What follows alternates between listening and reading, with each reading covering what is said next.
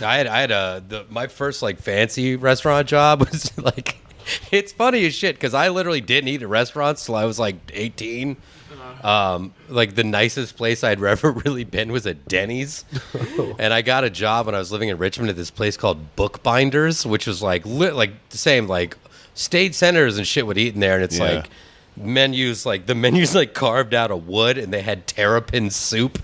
Jesus. It's all steak shit, and like it was white tablecloths, and I didn't know. I was like, why are there two different forks on every? Like I had no idea. Man, I guess I just worked in shitholes. Yeah, no, I had no idea how I even got the job, and like every day was a new learning experience of like one of the managers being like, dude, do you know how to iron clothes? I'm like, nope, no, I don't. And like, you didn't replace the silverware after their thing. I was like, they have two forks, so they need to use fucking both of them each time. They're like, it's the illusion. That I'm like, we had to have one of these little crumb scrapers to scrape crumbs off in front of people. And I'm just like I made it like 2 weeks in that job, and they were just like, listen, you're funny and we like you, but you suck at this.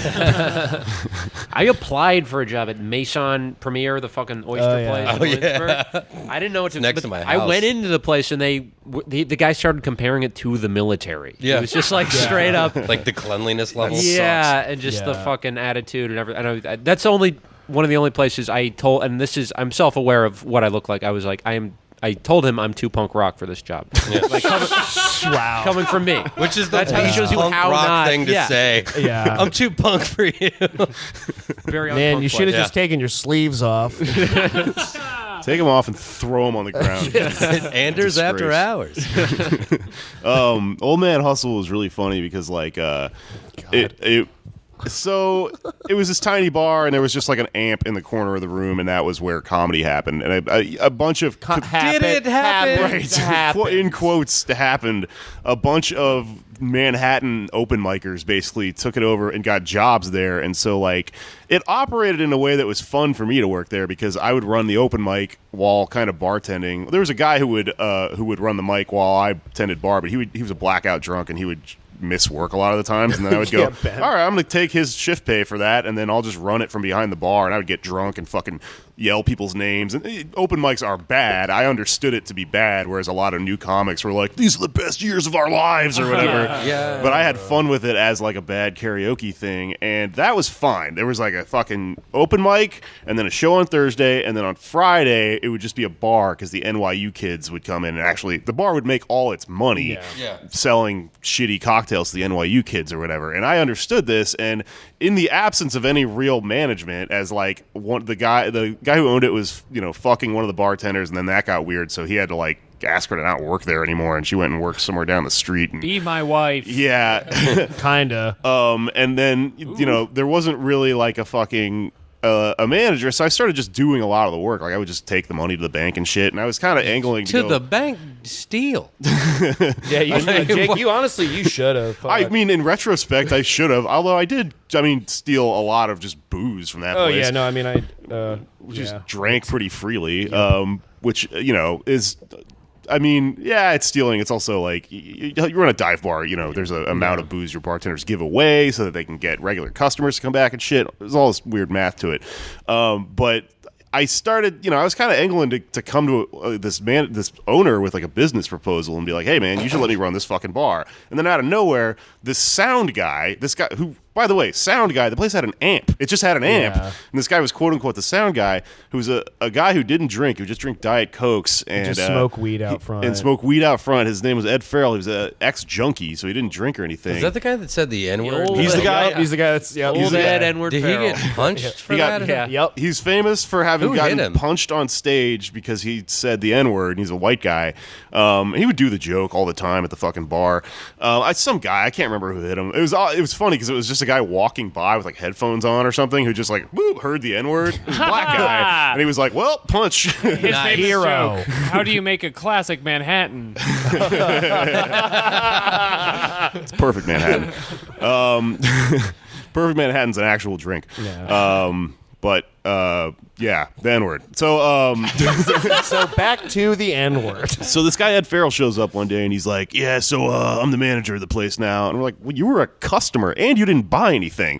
You were just a guy who would give Diet Cokes to quote unquote run sound. Like, well, how the fuck did that happen? To put Ed Farrell, this is a really good story, I think, because he ran a show there, and I would work with I would work on the shifts where he had his show, and like he had like his show was like starting and he like a guest host because he wanted to do a set, and then like all these people like came by. He was outside smoking. Like all these people came by and they were like, "Hey, is there karaoke here?" He's like, "Yeah, there's karaoke in here. You should come in here."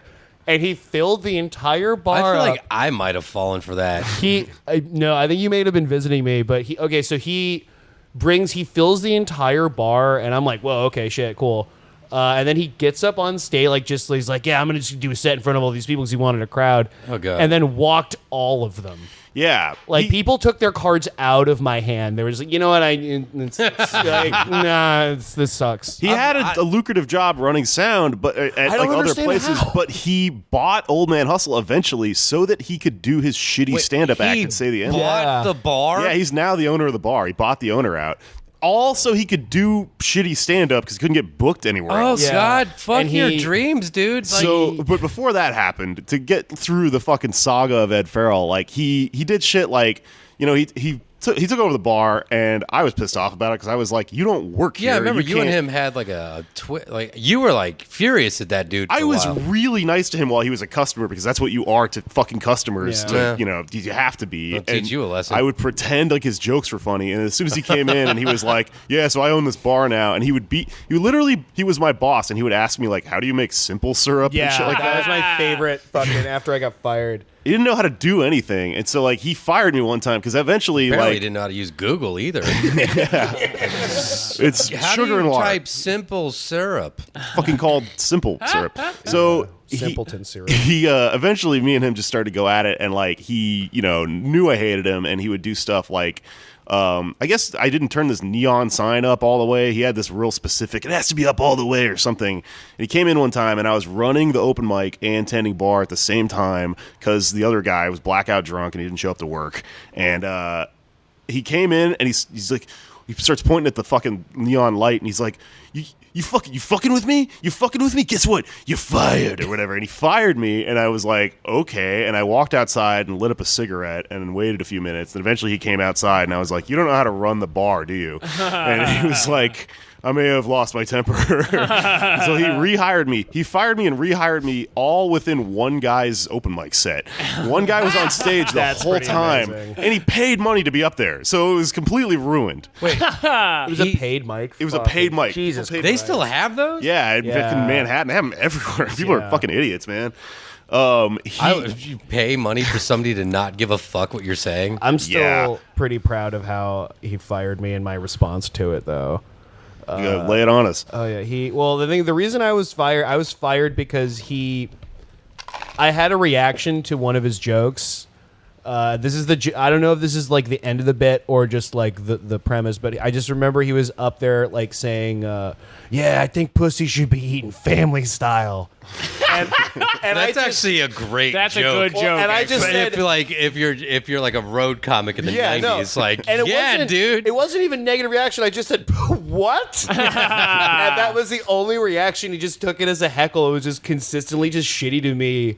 And then the first, I think it was. This guy doesn't think pussy should be eaten family style. How dare you react incredulously Grandma, on a get joke? some of this pussy with me. And then, you were like, "Hey, man, like, yeah, so Ed's the manager now. You should watch yourself. He hates you." And I was like, "Oh, okay." So then I went into work the next day. I was like nice to him.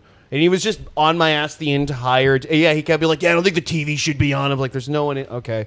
It's like, "I don't think this music's bad. I don't think you should put on like the Eagles or some dumb fucking like innocuous playlist." Oh yeah, he would just fucking he would own us by making us play like Barbara Streisand Yeah, and shit it in was there. like, But it's are like this you- is your bar.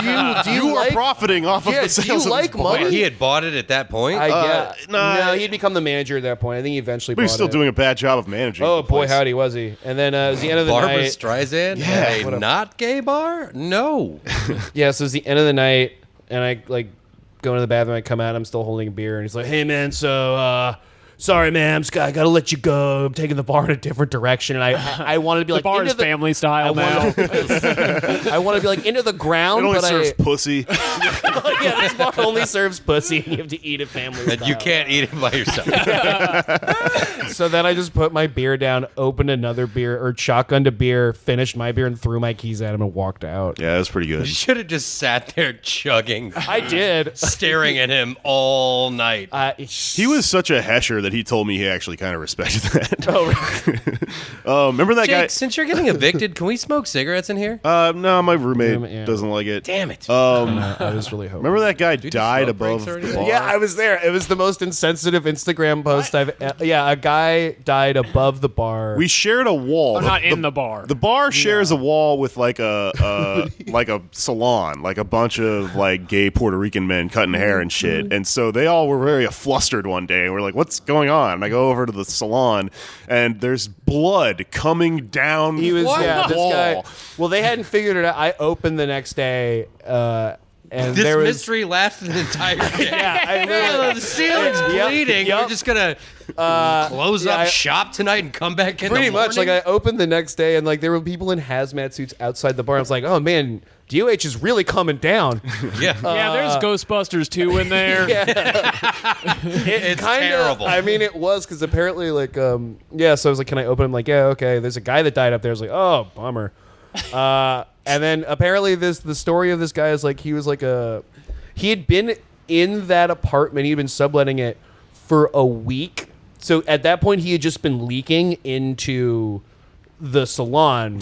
Was he murdered? No, he was just okay. So he was just a fat guy who really liked pizza. He was a pizza When he went blogger. missing, his mom called all the local his pizza places. Oh, come on. I mean, it's safe to say he's buried under a tombstone now. Ugh. This whole thing was a I Shaggy hate you. Dog story.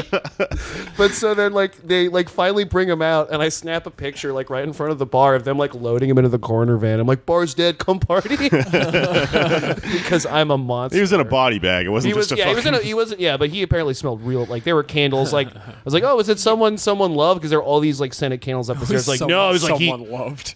I mean, I think he fucking leaked into the basement because you had to go down to the basement to get ice, and it was just cobwebs. And the guy who owned the building was just this old Chinese guy that was just Yeah. like, "Don't go back there." yeah, it was like, like no one knows what's back there. And so I think he was just there was just old human blood just rotting in the fucking Is basement. it weird that I'm kind of bummed I never worked there now? Dude, you should have. you It was should've. fun. It was- You think they're hiring? It was probably my He only favorite hired- job I've ever had. honestly, not my. It's up there. I had a lot of fun. That place was just such a weird fever dream of a bar.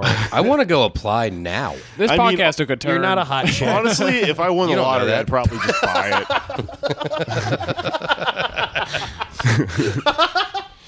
it. Tight. Yeah. I'll charm him. Yeah. What is he, like weed? He likes heroin. He likes Oh, I'll get saying him the heroin. N-word. He likes heroin and the N-word and eating pussy Bases family covered, style. sir. Damn, man. Eating pussy with all his friends.